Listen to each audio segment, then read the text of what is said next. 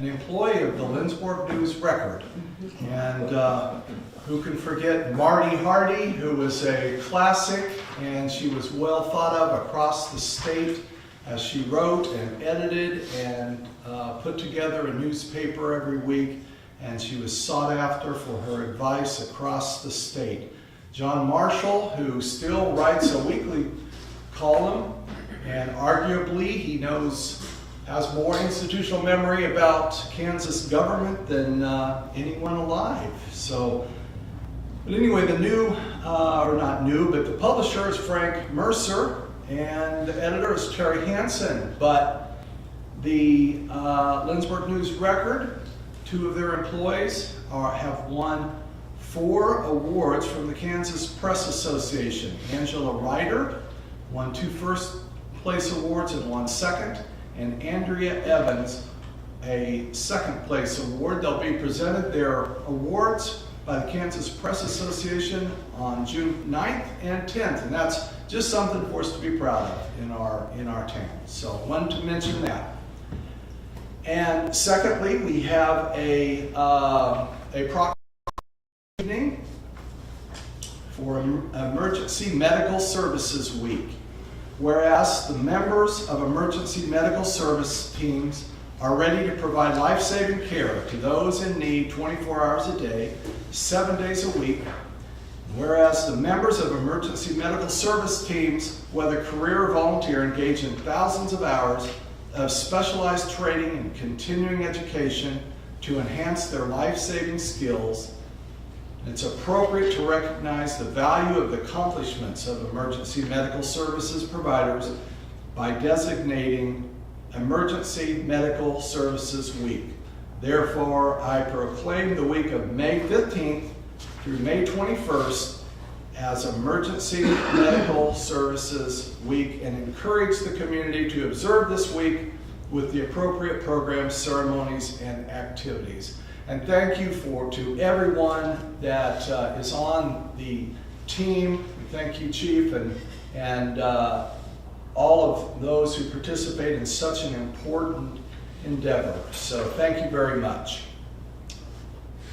With that, we will move on, Council, to item number 6, the consent agenda, which will consist of 3 items. Item A, approval of the minutes of the April 18th, 2022 meeting, the payroll ordinance 5359, the purchase order ordinance 5360. I'm incorrect on the date. The minutes are for May the 2nd. These 3 items will be enacted as one motion. There will be no separate discussion unless a council member so requests. Do I have a motion? So moved. We have a motion. Do we have a second? Second. We have a second. Any discussion on the motion? Seeing no discussion, get the city clerk to call a roll call vote, please. Council members Martin, Yes. Bruce, Yes. Hebel, Yes. Presley, Yes. Corwin. Yes. Thank you, council. The motion passes unanimously by a voice vote. We'll now move on to item number 7, which is appointments. I believe we have 2 appointments this evening, one for the Convention and Visitors Bureau, and secondly, the Linsberg Housing Authority. And our city clerk will, I believe, read those names for us. For the Convention and Visitors Bureau would be Chad Moore, and for the Linsberg Housing Authority, Doug Cabot. Thank you. We get a motion for those appointments. So moved. Is there a second? Second. All in favor of the motion signify by saying aye. Aye. Those opposed, no. Ayes appear to have it. Ayes do have it. Thank you, council. And we thank both of those individuals for reaching out to us and being willing to serve on our boards. We'll now move our attention to item number 8, planning and zoning. I'll ask Jordan Erkovich to please give us an update. Welcome. Good evening, Mayor. Good evening, Council. So planning and zoning is going to meet on Tuesday the 24th at 6 p.m. at City Hall. The public is welcome and encouraged to attend. The agenda items will be the required front yard height variance. And the second agenda item is going to be Section 50-578, appearance guidelines in the City of Linsberg Code of Ordinances. So the purpose of the appearance guidelines, which is outlined in the code, is to implement the intent and purpose. What do we have there? Basically, the appearance guidelines, they say, shall set forth acceptable colors, materials, and construction techniques for the C2 retail business district. These are in our code, but we actually don't currently have them. Design Review Board has requested that we review this part of the code because they're having some difficulty doing their duty in determining what is appropriate and what isn't in terms of design and aesthetic downtown. So we'll be reviewing that. Questions? Seeing no questions, thank you very much, Joy. Madam Administrator, do we have any old business? We do not. Thank you. Well, item number 10, new business. We will start with item A, the 2023 library funding request. And I see that we have our librarian with us, Susanna Swenson. Welcome, Susanna. Thank you. Good evening. Tonight I would like to share highlights from the proposed budget request. If you want to follow along, I'll be citing page numbers from the document you should have with you. And if you have questions, feel free to ask as I go along or at the end. So, pages 1 to 3 present the value of library services provided currently and examples of the excellent return on investment. Page 4 presents general information on library tax levies. Page 5 presents the library funding comparisons. On these tables, I want to draw your attention to the final 2 columns there. The percentage compared to Linsberg, value of 1 mil, is the comparative value of resources between our cities. The percentage compared to Linsberg funding is the comparative value of outright funding. These are different and both are useful comparisons. Using these 2 numbers, we would say that Linsberg is funded at comparable levels when the 2 percentages are similar. So for example, if funding was comparable, Moundridge's value of 1 mil and funding would both be about 70% of Linsberg, and Heston's value of 1 mil and funding would both be about 135% of Linsberg. As you can see, the lumber numbers are closer in the 2022 comparisons than the 21 comparisons, and the library board appreciates that increased funding. Thank you. While the library remains significantly underfunded when compared to the majority of our comparison libraries, our community is beginning to narrow that gap. Then pages 6 to 9 present the proposed budget request for 2023. The most significant change here is an increase in payroll. This would increase the library staff team so that all open hours of the library would have multiple staff members on site, which resolves safety concerns that the board has had for several years. And it also allows us to provide more services, more programs, and more open hours to our community. So in conclusion, the library provides access to resources and services beyond what patrons can afford on their own. The need for library services, including reading materials, technology access, programming, and more, continues to grow and expand. We look forward to serving our community well, partnering with others to be a thriving contributor to the excellent quality of life available in Linsberg. Thank you for the opportunity to present this evening. Are there any questions? Questions from the council? Thank you for all the information. I appreciate it. It was great to read. Sure. Susanna, would you like to introduce your entourage? Oh, yes. We have Judy Murphy is our current library board president, and Kathy McCord is one of our, she's our assistant librarian. She's one of the 3 librarians that work right now. Well, thank you all for coming here this evening. Thank you, Susanna, and thanks for the great job that you do. Oh, thank you. Thank you. Thank you. We will turn our attention to item B, amending the city fee schedule, ordinance number 5361, and our city clerk will explain that to us. Sure.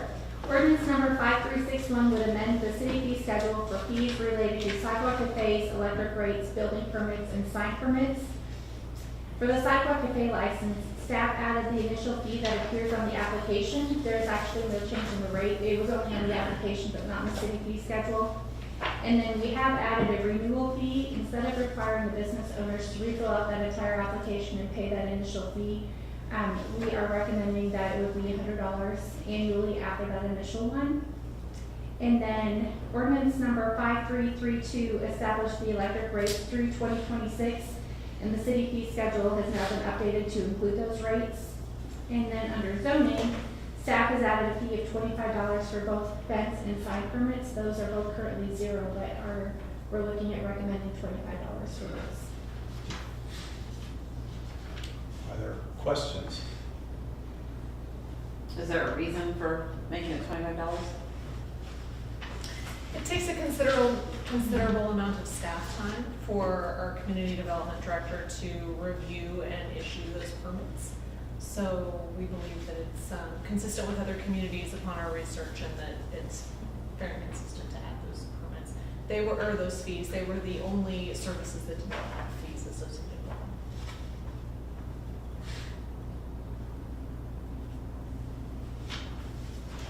The fence permits are residential as well as any downtown fencing, or what does that fence permit apply to? Yeah, we have to answer. So fence permits include all fences in town. They're primarily residential, that's what I get, but occasionally they're commercial, or nonprofit institutions. For example, you maybe saw like the Legion Beer Garden go up, that fence, that'd be an example, but most of them are all residential fences. Okay, thank you. Yeah, and just to say that the $25 fee for permits, that's the lowest fee that we have for all permits within the community development department. Further questions? Seeing no further questions, is there a motion to approve ordinance number 5361, amending the city fee schedule? So moved. Is there a second? Second. We have a motion and a second. Is there discussion on the motion? Seeing no discussion, we'll ask the city clerk to call a roll call vote, please. Councilmembers Portman, Yes. Presley, Yes. Shebel, Yes. Bruce, Yes. Martin. Yes. Thank you. Motion passes unanimously. Thank you, council. We'll move to item C, Upper Story Rural Housing Incentive District, Resolution 09-2022. We'll call on Jordan. All right, good evening again. So a little bit of background as we ran into here. The Community Development Department conducted an update of the Linsberg housing needs analysis in February of 2022. The update demonstrated a shortage of quantity, quality, and affordable housing for working, moderate income families, despite development activity from the private sector. Importantly, the shortage in quantity, quality, and workforce housing is a substantial deterrent to the current and future development of Linsberg's economy and enrollment at Smoky Valley Public Schools. Some of the potential benefits of this district include increased quantity, quality, and affordability of housing downtown and throughout the community, increased spending in downtown businesses from downtown residents, increased availability of working age adults for downtown businesses, increased health and safety for residents who live downtown, while also promoting fiscally responsible development within the city. To encourage the renovation and construction of more housing and quality and affordable housing, the Community Development Department is recommending the establishment of a Rural Housing Incentive District in the C2 Retail Business District. The establishment of an upper story RHID will provide necessary financial incentives to renovate the existing downtown housing units, while also providing incentive for the development of new housing units. This action aligns with the stated goals in the recently adopted comprehensive and strategic plans, which were adopted in 2021, including Neighborhoods and Housing, Section Neighborhoods and Housing Goal 1, create quality neighborhoods that provide our residents with the highest quality of life.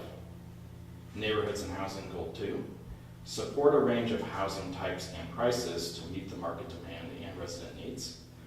And section land use and community design, goal number 1, promote growth in the development that is sustainable, responsible, and meets the needs of future generations. So all of you have seen in your packet the survey results and also a few recommended letters. I'd like to just cover those survey results and then also highlight a few of the letters of support, some excerpts from there. So the downtown housing survey was sent to all residents, business owners, and also property owners downtown. We ended up getting 10 results out of that. The average scale responses in terms of whether or not they understood what RHID was for and what it would be used for were a 4 on a Likert scale, which corresponds to agreeing with that question. And I think really importantly on question 6, which specifically asks if they support City Council establishing an upper story rural housing incentive district in the downtown C2 retail business district, the average of those responses was also a 4, which they agreed. To pull out a few excerpts from some property owners downtown, Mr. Jim Prue, who owns a number of properties and who's done a lot of development, in his letter of support for downtown rural housing incentive district, said the following: a downtown RHID lightens the financial burden of creating quality redevelopment in my properties. In my experience, nearly every downtown building I purchased included a second story that was just an empty shell, uninhabitable and inadequate for any use, even storage of personal items. Turning these 120-year-old boxes into homes involves each and every step required in building a new home, rebuilding and installing floors, walls, ceilings, roofs, plumbing, sewer, and electrical systems, plus adding lighting fixtures and appliances. Think of this renovation as creating a new home in an old skin. These incentives will turn the second story of 118 South Main Street from an empty shell into a viable, vibrant living space. From Mr. Ray Troll.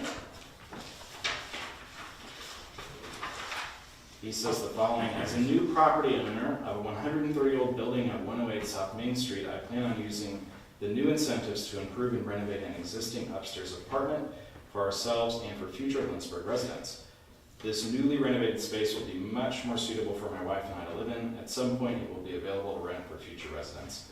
Our budget for making these improvements is limited, so any assistance that RHID fund can provide will help us realize our vision for this historic building.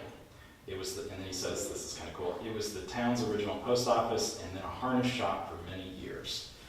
And then finally from Mike Losick, who owns the hardware store building downtown, he says, it does appear that this program would have value for both the city as well as property owners and developers if they choose to participate, that being the city. I would encourage the council to support this resolution. So I think there's a lot of details in here that we talked about in study session, also in council, and of course in this packet. This was a pretty large item. But I think it essentially boils down to incentivizing housing to support economic development and the quality of life that we all love about Linsberg for current and future generations. So the recommendation of the department is a motion to pass resolution number 09-2022, making certain the findings and determinations as to the need of housing within the city of Linsberg, Kansas, and setting forth the legal description of real property proposed to be designated as an upper story rural housing incentive district within the city. Are there questions of Jordan by council? Under the responses to the survey, Jim Prue made the recommendation that current future owners of buildings, make sure that there's a building code compliance there. That implies to me that we've got the potential for non-compliant buildings right now. Well, I think Jim is slightly speculating in this, but also not entirely. So the reality of our inspection system right now, as it's set up in the city, is that we contract out our building inspections to IDTS. We don't have a certified building inspector on staff that goes out and does proactive building inspections. In order to do that, you really do need to be certified, and oftentimes if you don't get if you don't get invited by the property owner or the resident into the structure, but then you also have to get a warrant to go in and do that kind of proactive building inspection. So I actually think that's a really, really good potential in this, is that there are some buildings that, quite frankly, probably aren't up to health and safety standards for residents. And that was, I think, the fourth thing that I said in terms of potential benefits. One of the things that RHID would cover in terms of reimbursable expenses are the removal of hazardous substances such as asbestos, lead paint, or even mold. So I think as part of this program, that could be, even just for renovation potential, something that could be a really nice benefit of the program. And yet it depends entirely, basically, on the invitation of the owner. If you're doing proactive building inspections, yeah, but if you're doing a renovation, anything that requires a permit, that goes through inspections. But without having that system in place on staff, or contracted out, I suppose you could contract it out too. We don't have the ability to, say, go into a rental structure and adequately assess that. So if I decide to build or renovate a facility, I have to submit some plans and whatever that will meet a certain building code? Yes. So the city currently adopts a few building codes, the International Building Code 2013 and also International Residential Code 2013 edition. So that all gets handled, that portion of code checking gets handled through IBTS. Okay. What I check internally in our department is zone compliance primarily, and some elements of building compliance, such as like fences, for example. But all of the really technical inspections get handled through IBTS. And anything that's structural in nature in terms of changes, that gets reviewed by their engineer and needs to be cleared by them before we can issue a permit. So. Do you know why they are on 2013 version? That's actually what the city has adopted, Okay. And it hasn't been updated. Okay. So I think this is a little bit of what I've heard from IBTS. It's still industry standard, although there have been some updates since then. But we could actually look at reviewing that and updating it, because it has been about 10 years. Thank you. Further questions for Jordan? Jordan, could you just quickly run us through the procedure? Because my understanding is that this is the next step if the city wants to proceed. But even after this, there's a lot more that would need to be decided if we were going to continue to proceed. Yes, that's correct. So what this is doing is by adopting this resolution, what you're saying is we agree with the findings in the housing needs assessment, and we are going to send this to the Kansas Department of Commerce for review and for them to either agree or disagree. If and when they agree with the findings in that report, then they send it back to us and say, okay, we agree with these findings. You could use a upper story RHID program, and so go forth and begin figuring that out. So at that point, what we would need to do is hold a public hearing, which, of course, anybody can come as a public hearing, and we would do that process. At the same time, we would need to start developing what they call a redevelopment plan. So essentially, last time we talked about this, there were a lot of questions about the types of things that you could include, the types of stipulations or rules or procedures that would kind of govern our upper story RHID, which I think is a really, really great opportunity for the city to inject its own policy initiatives around housing and things that it wants for its own community identity and development standards. And that would primarily be directed by you all, of course, implementing its zoning committee, as well as community input in a participatory way.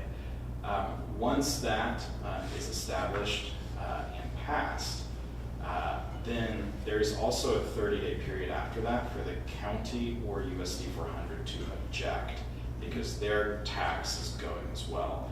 I don't think that will be the case. They've been partners in former RHID, RHID programs such as Stockton Estates, And I've also spoken with Glenn Supis and also Rick Wood at the county, and they're both supportive. So, yeah, those are the steps, if that answers your question. Further questions? Jordan, I have one more, and I don't expect you to be the expert here. So, but if you know something, if you've heard something, this is a new program, or this portion of it's a new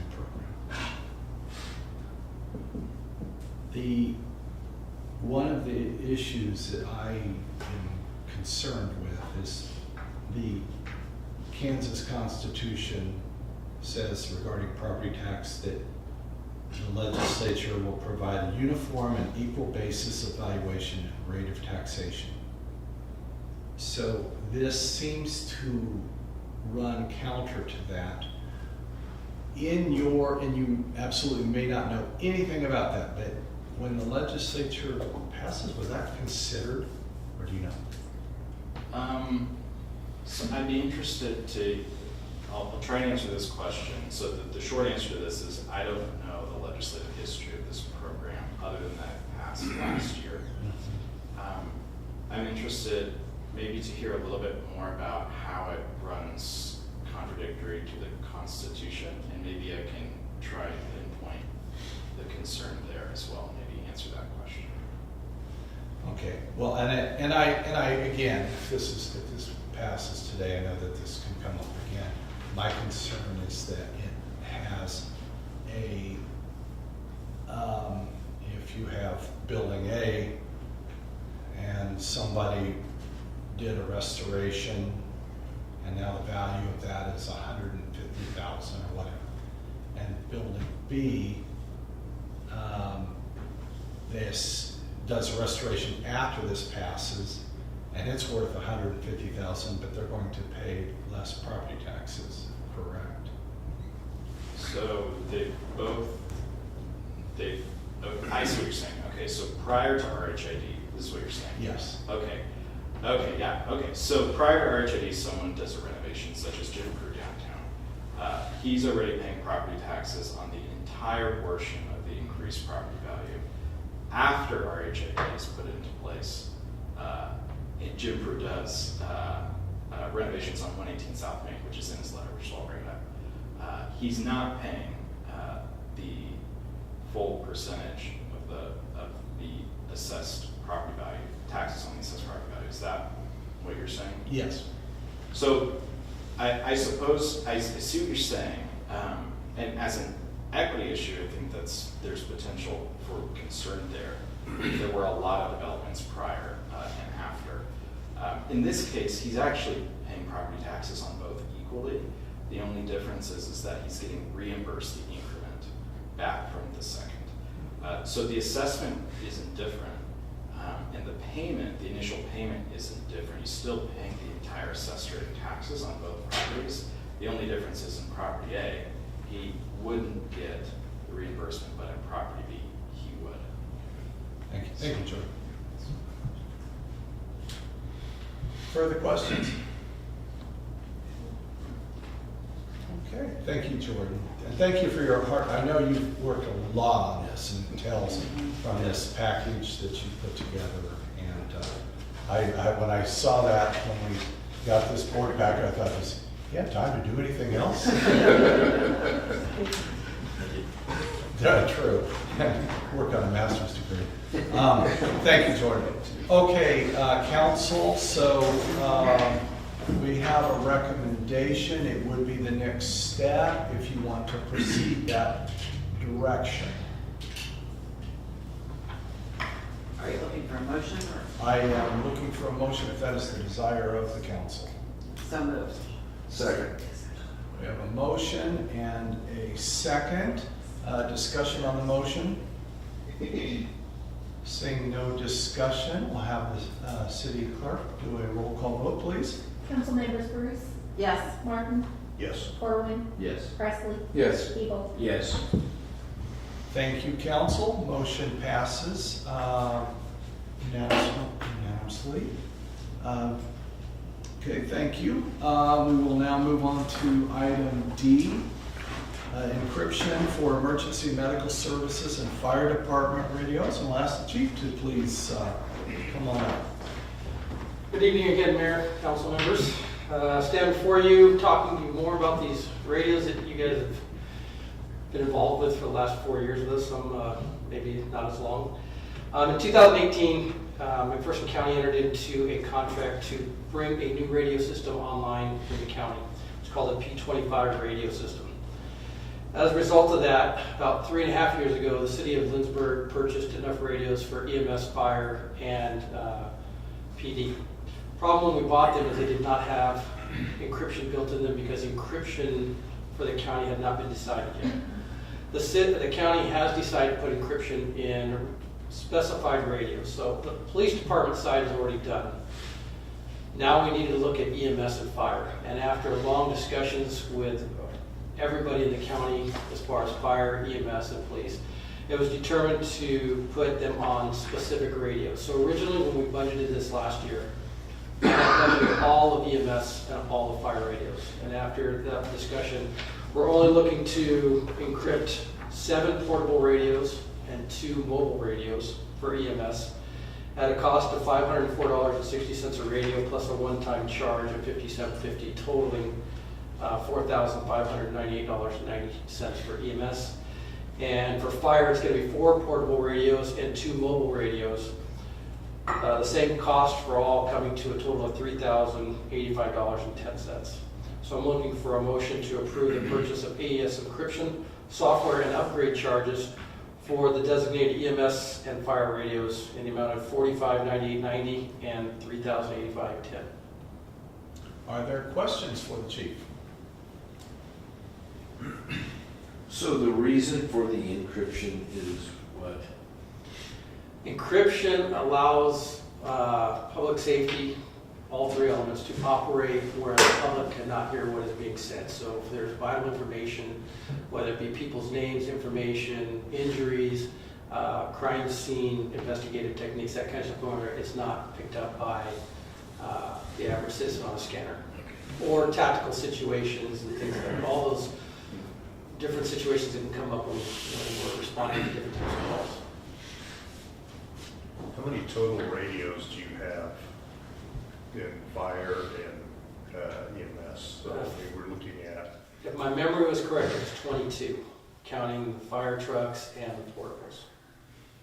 And what criteria was used to only go with 7 and 2 on for EMS and 4 and 2 on fire? Well, part of the problem is we no longer house our own frequency. So we're now using the sheriff's frequency. So they dictate what radios they're going to allow encryption on because it's their radio system. So what they determine is those of executive staff level positions. So like for the fire department, it would be the chief, the second in command, and then the captains would all have, or assistant chief would all have the encryption. What we decided, because we don't have a rank structure so much for EMS, is we went with the director and the advanced EMS personnel because they're the ones who were basically the supervisors on scene for the EMS, and then we have backup radios as well. So we'll be half encrypted in and around. So our basic EMT will have no encryption, so they will operate what we call in the clear. So, and that's really what the fire department really wanted to go to. EMS was to the most point indifferent on that. But in case they come over to our scene, a police scene where they needed the encryption, we wanted to give them the capability to talk with us. And so it was kind of a balance between both, trying to come to an agreement with everybody. So that's how we decided which radios would and would not get the encryption. I hope that answered what you were looking for. Further questions of the chief? Seeing no questions, thank you, Chief. Thank you for presenting this evening. Council, there is a recommendation to approve the purchase of AES encryption software and upgrade charges. Is there a motion? Motion to approve. Second. We have a motion and a second. Discussion on the motion. Seeing no discussion, we'll have the city clerk call a roll call vote, please. Councilmembers Presley, Yes. Corwin, Yes. Martin, Yes. Bruce, Yes. Siegel. Yes. Thank you, council. Motion passes. We will now turn our attention to item E, wastewater treatment plant gate operator. And Chris Lindholm will speak to us about that. Welcome, Chris. Good evening, Mayor, Council. What we have here tonight is the gate operator at the wastewater plant has given us trouble for many, many years. And we've had several technicians out over the years to work on it, the people that installed it, and then a couple other different companies came out and worked on it. And it'll work fine for a while, and then something else happens and it won't work. And it's very frustrating, as I can attest, going in and out of there many times a day over the years, that when you're trying to get in the middle of the night to take care of some issues and you have to climb over the gate or go around to the back to get in from one of the manual gates, it's very frustrating. So rather than try to continue to get this working properly and replacing pieces and spending time, dollars on technicians' time out there, we felt it was just time to replace it and see if we can address that issue that way. We asked for quotes on not only the operator, but replacement of the rollers and the devices that make the gate work properly, as well as adjusting everything out and making sure everything is in proper working order. So what we have is a motion to approve the quote from Genie Door Company to replace all 4 cantilever rollers and install and adjust a new gate operator for $5,842. Thank you, Chris. Is there questions of our Public Works Director? Seeing no questions, thank you, Chris. Thank you. Council, we have a recommendation to approve the quote from Genie Door Company to replace all 4 cantilever rollers and install and adjust a new gate operator for $5,842. Is there a motion to that effect? So moved. Motion, is there a second? Second. We have a motion and second. Discussion on the motion. Seeing no discussion, we'll ask our city clerk to please do a roll call vote. Councilmember Siegel, Yes. Bruce, Yes. Martin, Yes. Corwin, Yes. Presley. Yes. Thank you, council. Motion passes. Madam Administrator, do we have need for an executive session? We do not. Thank you. Are there other items of business to come before the council? I have a small one there. I happened to have a call from Jim Kopp out of Topeka, and he has done a lot of, his whole practice has been for municipal law, in particular land use in cities. He was the former general counsel for the League of Municipalities, and he contacted me today saying, hey, I'm retiring, kind of doing a farewell tour. I gave a presentation to Linsberg in 2013 or 2014, so I wanted to give you one last opportunity. This is my last run. So I told him I'd bring it up with council. Pretty reasonable rate for what he wants to do. He said it'd be somewhere in the ballpark of $2,000 for a 4-hour presentation, especially considering there's a lot of newer members on council in all roles. It might be helpful to kind of have a sort of seminar that goes over land use restrictions, variances, all that kind of thing from a higher level kind of practical perspective. So I just told him I'd flag that for the council, and we can get in contact with him if we decide to go that direction. Thank you, Zach. Thank you for that information. We'll take those notes down and consider that. Thank you, Serge. Okay, our administrator. I just have a couple of announcements tying into EMS week. I wanted to mention that on Friday from 9 to noon, there will be an open house at EMS, and community members are welcome to attend. There will be pancakes, Chief, yes? That's my understanding. And on Sunday, you are invited to attend an open house at the Linsberg Child Development Center. That will be from 3 to 7 p.m. So please join us for that. Thank you, Madam Administrator. Okay, Council, we made it through the entire budget presentation. Thank you to all of the staff. Thank you to our administrator and our assistant administrator. And we now have our information from the library as well for our consideration as we begin to proceed with the budget. So thank you to all who were involved in that, in getting that done in a timely manner. And seeing no further business before the council, I would entertain a motion to adjourn. So moved. Second. Motion is second. All in favor signify by saying aye. Aye. Opposed, no. Ayes have it. Thank you. We are adjourned. We will see you next time.